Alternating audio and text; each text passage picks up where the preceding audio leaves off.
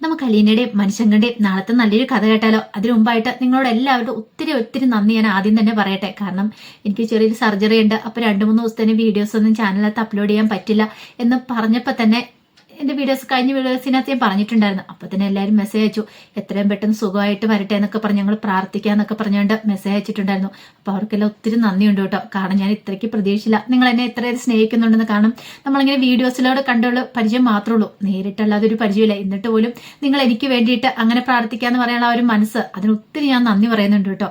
അപ്പം എല്ലാവരുടെയും നന്ദി സഹകരണം പ്രതീക്ഷിച്ചുകൊണ്ട് ഇനി വരുന്ന ദിവസങ്ങളിൽ ഇതുപോലെ തന്നെ ഒരു കുഴപ്പവും കൂടാതെ വീഡിയോസൊക്കെ ചെയ്യാൻ പറ്റുമെന്ന് തന്നെയാണ് ഞാൻ പ്രതീക്ഷിക്കുന്നത്. എന്നെ കൊണ്ട് പറ്റാവുന്ന രീതിയിൽ വീഡിയോസൊക്കെ ഞാൻ ചാനലിനകത്ത് അപ്ലോഡ് ചെയ്യാം കേട്ടോ. അപ്പം മറക്കാതെ എല്ലാവരും കയറി കാണാൻ ശ്രമിക്കണേ. അങ്ങനെ നാളത്തെ കഥയിൽ നമ്മൾ കാണുന്ന ബാലേന്ദ്രൻ ഹോസ്പിറ്റലിലേക്ക് ചെല്ലുവാണ്. ഹോസ്പിറ്റലിലേക്ക് ചെന്ന് കഴിഞ്ഞപ്പോഴത്തേനും ഗോവർദ്ധൻ ഇറങ്ങി വന്നു. ഗോവർദ്ധൻ വന്നിട്ട് ചോദിച്ചു, എന്തായി ബാലയുടെ കാര്യങ്ങളൊക്കെ, അവിടുത്തെ കാര്യങ്ങളൊക്കെ ഓക്കെ ആക്കിയെന്നൊക്കെ ചോദിക്കണം. ബാലേന്ദ്രൻ പറഞ്ഞു, അതൊക്കെ വലിയ കുഴപ്പമില്ലാതെ ചെയ്തെന്ന് പറയണേ. എനിക്ക് അപ്പോഴേ സംശയം ഉണ്ടായിരുന്നു അവരായിരിക്കും ഈ ഇമാതിരി പരിപാടി ചെയ്തെന്ന്. എന്നാലും ഇത്ര ദുഷ്ടന്മാരായിരുന്നു അവര്. എനിക്ക് എന്റെ മനസ്സിൽ സംശയം തോന്നാൻ കാരണം കൃത്യസമയത്ത് തന്നെ ശിവേണ്ണൻ എന്നെ വിളിപ്പിച്ചില്ലേ ബാലേട്ട, അതുകൊണ്ടാന്ന് പറയണ. ബാലേന്ദ്രൻ പറഞ്ഞു, എനിക്കറിയായിരുന്നടാ അത് അവരോ ചെയ്യത്തുള്ളെന്ന്. പിന്നെ അറിയേണ്ട കാര്യങ്ങളൊക്കെ അവർ അറിഞ്ഞു കഴിഞ്ഞപ്പോൾ അവർക്ക് സമാധാനം എന്ന് പറയണേ. എന്തറിയേണ്ട കാര്യങ്ങളൊക്കെ, പറയാനുള്ള കാര്യങ്ങളൊക്കെ ഞാൻ നല്ല വ്യക്തമായിട്ട് പറഞ്ഞിട്ടുണ്ട്. കിട്ടേണ്ടത് കിട്ടിക്കഴിഞ്ഞപ്പോൾ അവർ കടക്കുവായെന്ന് പറയണ. അല്ല എന്നാലും അവരെ എവിടെ കൊണ്ടേ ആയിരിക്കും ഒളിപ്പിച്ചു വെച്ചിരുന്നേ? അത് രാജീവിന്റെ അളിയന്റെ വീട്ടിലായിരുന്നു കൊണ്ട് ഒളിപ്പിച്ചു വെച്ചിരുന്നേ, ഒരു 22 ഏക്കർ തോട്ടത്തില്. എന്നിട്ടോ അലിനിക്ക് പേടിയായില്ലേ? അവളുടെ മനോധൈര്യം കൊണ്ട് മാത്രം അവിടെ രക്ഷപ്പെട്ടേന്ന് പറഞ്ഞു. അവൾക്ക് അത്ര ധൈര്യമില്ലായിരുന്നെങ്കിൽ അവൾ ഒരു കാരണവശാലും ഇപ്പം ഇത്ര പെട്ടെന്ന് രക്ഷപ്പെട്ട് വരത്തില്ലായിരുന്നു. കാരണം അവൾക്കറിയായിരുന്നു എന്ത് സാഹചര്യം ഉണ്ടായാലും അതിനെ എങ്ങനെ അഭിമുഖീകരിച്ച് മുന്നോട്ട് വരണം എന്നുള്ള കാര്യങ്ങളൊക്കെ. പിന്നീട് നടന്ന കാര്യങ്ങളൊക്കെ ബാലേന്ദ്രൻ പറഞ്ഞപ്പോഴത്തേനും സുലോചനയും കൂടെ ഇറങ്ങി വന്നു. ഇതെല്ലാം കേട്ടിഞ്ഞപ്പോൾ സുലോചന പേടിച്ചു. ദൈവമേ, ആ കൊച്ചിന്റെ ധൈര്യത്തെ സമ്മതിച്ചു കൊടുത്തിരിക്കുന്നു. ഞാനൊക്കെ ആയിരുന്നെങ്കിൽ എപ്പോൾ തല ഇറങ്ങി വീണെന്ന് ചോദിച്ചാൽ മതി. ബാലേന്ദ്രൻ പറഞ്ഞു, അവൾ അങ്ങനെ എത്ര ഇതൊക്കെ തരണം ചെയ്ത് വന്നത് സുലോചന, അതുകൊണ്ടല്ലേ അവൾക്ക് ഇത്ര പെട്ടെന്ന് ഇങ്ങനെ മുന്നോട്ട് വരാനായിട്ട് സാധിച്ചേ. അല്ലായിരുന്നെങ്കിലോ അവളെല്ലാവരുടെയും മുന്നിൽ പേടിച്ച് പറിച്ച് നിൽക്കത്തില്ലേ ഉണ്ടായിരുന്നുള്ളൂ. ഗോവർദ്ധനം പറഞ്ഞു, എനിക്ക് അപ്പോഴേ അറിയായിരുന്നു ശിവേട്ടൻ എന്നെ വിളിപ്പിച്ചു കഴിഞ്ഞപ്പോൾ അലിനെ കാണാതെ പോയി കഴിഞ്ഞപ്പോൾ ഇതിന്റെ പിന്നിൽ അവരായിരിക്കുമെന്ന്. എന്നാലും അവർ ഇത്രയ്ക്ക് ഇത് ചെയ്യുമെന്ന് നമ്മളൊന്നും ഒരിക്കലും കരുതിയിരുന്നില്ലല്ലോ. പിന്നീട് ബാലേന്ദ്രൻ പറഞ്ഞു, അല്ല ഇപ്പൊ വൈജയ്ക്ക് എങ്ങനെയുണ്ട്? സർജറിക്ക് വേണ്ടിയിട്ട് കൊണ്ടാൻ തുടങ്ങുമെന്ന് പറയണം. അല്ലല്ലോ അതങ്ങനെയാണല്ലോ. പറയുമ്പോൾ ആംഗളമാർ 2-3 ഉണ്ട്. പക്ഷേ എങ്കിൽ പൈസ മുടക്കേണ്ട കാര്യത്തിനോ സർജറി കാര്യത്തിനോ ഇങ്ങനെ വന്നിരിക്കാനോ ഒറ്റയൊന്നും കൂടി വരത്തില്ലോ. അതിനൊക്കെ ഞാൻ വേണം. സുലോചന പറഞ്ഞിട്ടൊന്നും ഒരു കാര്യമില്ല.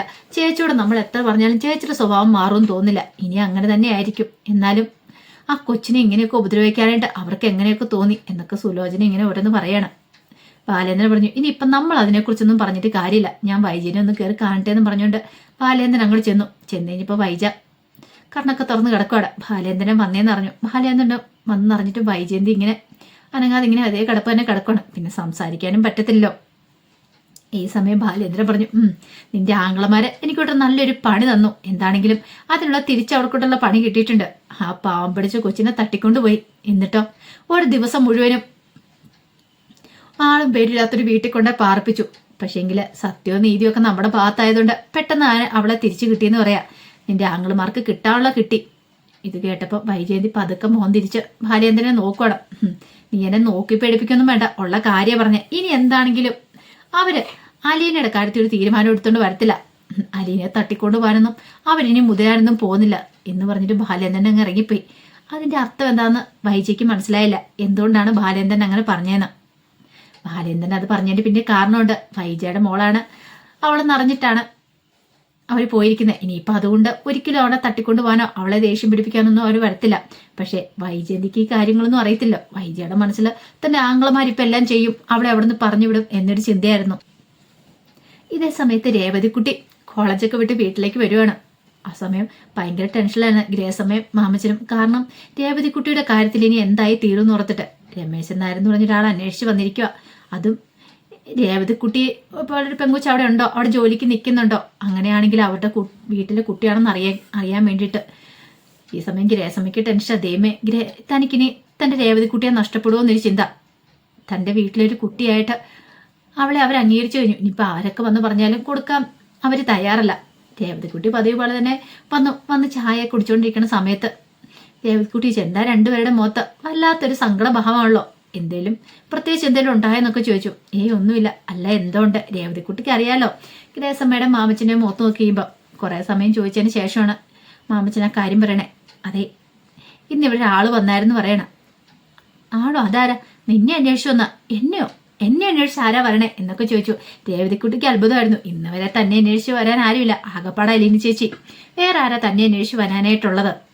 അപ്പോഴേക്കും ഗ്രേസമ്മ പറഞ്ഞു, അത് പിന്നെ കഴക്കൂട്ടത്തിൽ നിന്ന് അന്വേഷിച്ചിട്ട് അവർ വന്ന. കഴക്കൂട്ടത്തെന്നോ? അതെ, അവരുടെ വീട്ടിലൊരു കുട്ടി അവിടെ ഉണ്ടായിരുന്നതാ അവർ പറയണേ. അത് നീയാണെന്നൊരു സംശയത്തിൽ അവർ വന്ന. അത് കൊള്ളാലോ. അപ്പൊ എനിക്ക് ഇത്ര നാളും ബന്ധുക്കാരെന്ന് ഒന്നും ആരും ഇല്ലായിരുന്നല്ലോ, എനിക്കും ബന്ധുക്കാരോ എന്നൊരു സംശയം രേവതിക്കുട്ടിയുടെ ഉള്ളിലുണ്ടായി. അലീന ചേച്ചിക്ക് അച്ഛനും അമ്മയൊക്കെ ഉണ്ടെന്ന് അറിഞ്ഞു. അപ്പൊ അതുപോലെ തന്നെ തനിക്കും ആരെങ്കിലും ഉണ്ടോ എന്നൊരു ചിന്ത. രേവതിക്കുട്ടി ചോദിച്ചു, എന്നിട്ട് എങ്ങനെയായി എന്നൊക്കെ ചോദിച്ചു. എന്താവാനായിട്ട്? അവര് വന്നിട്ട് പോയി. അപ്പൊ പറഞ്ഞില്ലേ ആന്റി, ഞങ്ങളും എന്നെ കുറിച്ച് പറഞ്ഞില്ലേ ഞാനിവിടെ ഉണ്ടെന്നൊക്കെ പറഞ്ഞില്ലേ? ഓ, ഞങ്ങളും പറയാനൊന്നും പോയില്ല. അതെന്താ? അപ്പൊ ഞങ്ങളെന്തിനാ പറയണേ? ഓഹോ, അപ്പൊ നിങ്ങൾ പറഞ്ഞില്ലല്ലേ? അതെന്താ നിങ്ങൾ പറയാത്തെന്നൊക്കെ രേവതിക്കുട്ടി ചോദിച്ചു. ഈ സമയത്ത് ഗ്രേസം പറഞ്ഞിട്ടുണ്ടെങ്കിലോ, നീ അവരുടെ ബന്ധുക്കാരാണെങ്കിലോ, അപ്പൊ അവര് നിന്നെ അങ്ങ് വിളിച്ചോണ്ട് പോകത്തില്ലേന്ന് ചോദിച്ചു. അത് കേട്ടതും രേവതിക്കുട്ടി സന്തോഷത്തോട് പറഞ്ഞു, ആഹാ, അത് കൊള്ളാലോ. അപ്പൊ എനിക്കും ബന്ധുക്കാരല്ലേ? അങ്ങനെയാണ് എന്നെയും കൂട്ടിക്കൊണ്ട് പോയില്ലേ? അലീന ചേച്ചിക്കുള്ള പോലെ എനിക്കൊരു അച്ഛനും അമ്മയെ കാണുമായിരിക്കും. എനിക്ക് സന്തോഷമായെന്ന് പറഞ്ഞു. അല്ല, നിങ്ങൾ ഈ കാര്യങ്ങളൊക്കെ മറച്ചു വെക്കേണ്ട കാര്യം ഉണ്ടായിരുന്നോ? ഞാനിവിടെ ഉണ്ടെന്ന് പറയാൻ മേലായിരുന്നോ? നിങ്ങൾ എന്തിനാ അത് മറച്ചു വെച്ചേ? അല്ല, എന്നെ ഇവിടെ പിടിച്ചു വെച്ചിട്ട് നിങ്ങൾക്ക് പ്രയോജനമൊന്നും ഇല്ലല്ലോ. ഞാൻ നിങ്ങളെ ആരല്ലേന്ന് ചോദിച്ചു. അത് കേട്ടപ്പോൾ ഗ്രേസമ്മയുടെ മാമച്ചൻ്റെ ഒക്കെ മുഖം വല്ലാതായി. എന്ത് പറയാൻ പറ്റുമോ അവർക്ക്? എന്തേലും പറയാൻ പറ്റുമോ? കാരണം ജോലിക്കാരിയായിട്ട് വന്ന, പക്ഷെ ഇപ്പൊ അവളെന്ന് പറഞ്ഞിട്ടുണ്ടെങ്കിൽ വീട്ടുകാരിയെ പോലെയാണ്. അവരുടെ മുഖത്തെ സങ്കടവും ഭാവമൊക്കെ രേവതിക്കുട്ടി ശ്രദ്ധിച്ചു. രേവതിക്കുട്ടി പറഞ്ഞു, അതെ, ഞാൻ വെറുതെ പറഞ്ഞല്ലേ, നിങ്ങൾ എന്തിനാ സങ്കടപ്പെട്ടോന്ന്, എന്തിനാ ഇങ്ങനെ സങ്കടപ്പെടുന്നതെന്ന് ചോദിച്ചു. ഗ്രേസം പറഞ്ഞു, ഒന്നുമില്ല. അതെ, ഇനിയിപ്പം ഈ വന്നവരെന്നെ കൂട്ടിക്കൊണ്ടു പോകാൻ വന്നവരാണെങ്കിൽ ഞാൻ പോകും തോന്നുന്നുണ്ടോ? അവരെനിക്ക് പൊന്നും കൊണ്ട് പുളിശ്ശേരി വെച്ച് തരും എന്ന് പറഞ്ഞാലും ഈ രേവതിക്കുട്ടി പോവില്ല നിങ്ങളെ ഇട്ടിട്ട്. അതെ, ഞാൻ നിങ്ങളുടെയാ. എനിക്ക് ആരും അവകാശം പറഞ്ഞുകൊണ്ട് വരണ്ട. ഇത്രയും കാലം എന്നെ വേണ്ടാത്തവര് ഇനി എനിക്ക് അവകാശം പറഞ്ഞുകൊണ്ട് വരാനും പോകണ്ട. നിങ്ങൾ ഇവിടുന്ന് പറഞ്ഞു വിടുന്നോടം വരെ എവിടേക്കെങ്കിലും നീ പോയിക്കോ എന്ന് പറയുന്നോടം വരെ ഈ രേവതിക്കുട്ടി നിങ്ങളോടൊപ്പം നിൽക്കും. എൻ്റെ അച്ഛനും അമ്മയായിട്ട് നിങ്ങൾ തന്നെ മതി ഇവിടെ. എൻ്റെ അങ്കിളും ആൻറ്റി ഉണ്ടല്ലോ, എനിക്കത് മതി. ഞാൻ പോകുന്നൊന്നും പേടിയൊന്നും വേണ്ട കേട്ടോ. ഇനി അവരിവിടെ വന്ന് ചോദിച്ചാൽ പറഞ്ഞാൽ മതി രേവതിക്കുട്ടി എന്ന് പറയുന്ന ആരും ഇല്ലെന്ന്, അല്ലെങ്കിൽ കഴക്കൂട്ടത്തിൽ നിന്ന് ഇവിടെ ആരും ഇല്ലെന്ന് പറഞ്ഞു വിട്ടാൽ മാത്രം മതി. അത് പറഞ്ഞ് രണ്ടുപേരും ചേർത്ത് പിടിച്ചൊരു ഉമ്മയെ കൊടുത്തിട്ട് രേവതിക്കുട്ടി അകത്തേക്ക് കയറിപ്പോയി. അപ്പോൾ കണ്ടപ്പോഴത്തേനും ഗ്രേസമ്മ നേരെ മാമച്ചൻ്റെ അടുത്തേക്ക് വന്നു. എന്നിട്ട് പറഞ്ഞു, ഒരു കാര്യം ഞാൻ പറയാം മാമച്ചായ, ഇനി രേവതിക്കുട്ടി ആരെല്ലാം അന്വേഷിച്ച് ഇവിടെ വന്നിട്ടുണ്ടെങ്കിൽ ഉറപ്പാ എന്ത് ചെയ്യണമെന്ന് എനിക്കറിയാം. എൻ്റെ ജീവൻ പോയാലും ശരി, രേവതിക്കുട്ടിയെ വിട്ടുകൊടുക്കാൻ ഞാൻ തയ്യാറില്ല. അവൾ എൻ്റെ മോളാ.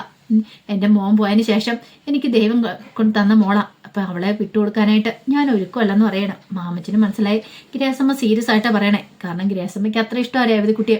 അതുപോലെ തന്നെ മാമച്ചനും. അവളില്ലാതെ ഒരു നിമിഷം പോലും അവൾക്കും പറ്റാത്തൊരു സിറ്റുവേഷനിലാണ് കാര്യങ്ങളൊക്കെ മുന്നോട്ട് പോയിക്കൊണ്ടിരിക്കണേ. പിന്നീട് രേവതിക്കുട്ടി മുറി വന്ന് ആലോചിക്കുക, തന്നെ തേടി ആരായിരിക്കും വന്നിട്ടുണ്ടായിരിക്കുക. ആരാ എന്താണെന്നും അറിയത്തില്ല. അങ്ങനെയാണെങ്കിൽ ഒരു പക്ഷേങ്കിൽ അവർ തന്നെ ബന്ധുക്കാരാണെങ്കിലും ആണോ എന്നൊരു ചിന്തയൊക്കെ വന്നു. പിന്നീട് രണ്ടും കൽപ്പിച്ച് അലീനയെ വിളിക്കുകയാണ്. അപ്പം അലീനയുടെ കഥകളൊന്നും രേവതിക്കുട്ടി അറിഞ്ഞിട്ടുണ്ടായിരുന്നില്ല.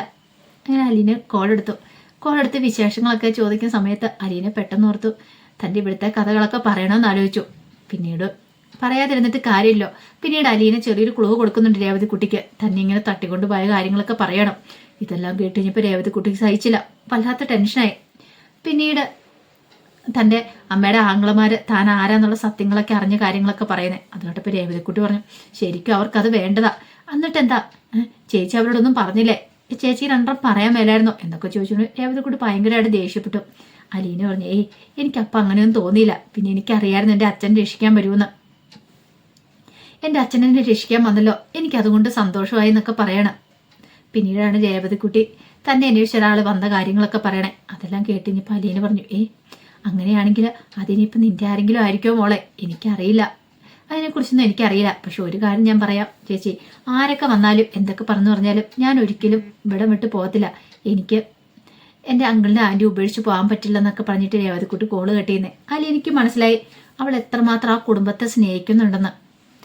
അതേ സമയത്ത് കൊല്ലപ്പള്ളി വീട്ടിലേക്ക് മനു ചെന്നു. മനുവിന് നല്ല ദേഷ്യമായിരുന്നു. തൻ്റെ അച്ഛനും ഇളയച്ചനും എല്ലാവരും കൂടെ ചേർന്ന് നടത്തിയ നാണം കെട്ട് തൊലി ഒഴിഞ്ഞല്ലേ വന്നിരിക്കുന്നേ. അങ്ങനെ നേരെ ഗംഗാധരൻ്റെ അടുത്തേക്കും ശിവശങ്കറിൻ്റെ അടുത്തേക്കൊക്കെ ചെല്ലുവാണ്. ആ സമയത്ത് കമല അടുക്കളയിലായിരുന്നു. അല്ലെ കമല കേൾക്കുമല്ലോ. ചെന്നിട്ട് മനു ശിവശങ്കരോട് ചോദിച്ചു, അച്ഛനൊക്കെ നാണമില്ലേ അച്ഛാ? അച്ഛനൊക്കെ എന്ത് നാണം കെട്ട കളിയെ കളിച്ചേ? ഇപ്പൊ സമാധാനമായല്ലോ അല്ലേ? ഇതൊക്കെ എനിക്ക് നേരത്തെ തന്നെ അറിയായിരുന്നു. നിങ്ങൾ പോയിട്ടാണ് നാണം കെടുമെന്ന് അറിയായിരുന്നു. അതുകൊണ്ടാണ് ഞാൻ പറഞ്ഞ വേണ്ടാത്ത പണിക്ക് പോവലെന്ന്. ഇത് കേട്ടതും രാജീവൻ പറഞ്ഞു, എടാ മനു, ഞങ്ങൾക്കൊരബദ്ധം. എന്തബദ്ധം? നിങ്ങളെല്ലാരും കൂടെ അങ്കിളിനെ കുറ്റക്കാരനാക്കി. അന്ന് ഞാൻ പറഞ്ഞിട്ടുണ്ട് അങ്കിൾ ഒരു തെറ്റും ചെയ്യില്ലാന്ന്. എന്നിട്ടിപ്പോൾ എന്തായി? അവസാനം നാണം കെട്ട് പോന്നില്ലേ? ഇനി എന്താ? ആൻറ്റിയും കൂടെ അറിഞ്ഞിട്ടുണ്ടെ പൂർത്തിയായെന്ന് പറയാണ്. എങ്ങാനും ഒരു കേസ് കൊടുത്തിട്ട് അവർ പിൻവലിക്കാതിരുന്നിട്ടുണ്ടായിരുന്നല്ലോ.